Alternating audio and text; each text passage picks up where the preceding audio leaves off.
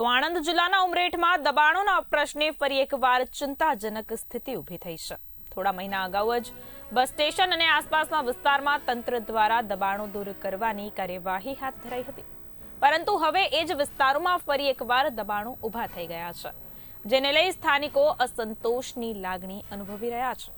દબાણો હટાવવાની કામગીરી માત્ર દેખાવટ પૂરતી હતી કે નહીં, એ પ્રશ્ન ઊભો થયો છે, કારણ કે હવે ફરી આ જગ્યા ઉપર ટ્રાફિકમાં અડચણ ઊભી થઈ રહી છે।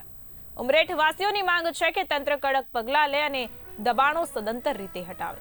તો હવે જોવાનું એ રહ્યું કે તંત્ર સાચે દાદાનું બુલડોઝર ચલાવશે કે નહીં, તે તો હવે આવનાર સમય જ બતાવશે।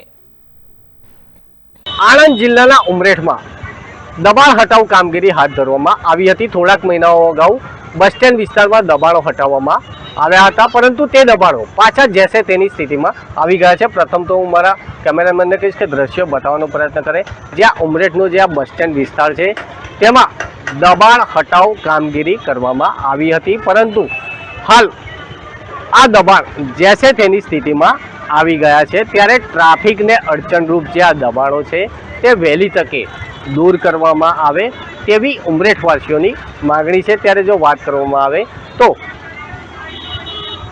આણંદ જિલ્લાના ઉમરેઠમાં દબાણ હટાવ કામગીરી કામ પૂરતી કરવામાં ન આવે, સદંતરપણે આ જે બસ સ્ટેન્ડ વિસ્તારના દબાણો છે તે દૂર કરવામાં આવે તેવી ઉમરેઠવાસીઓની માગણી છે। Nikhil Bhatt, bulletin India, Anand.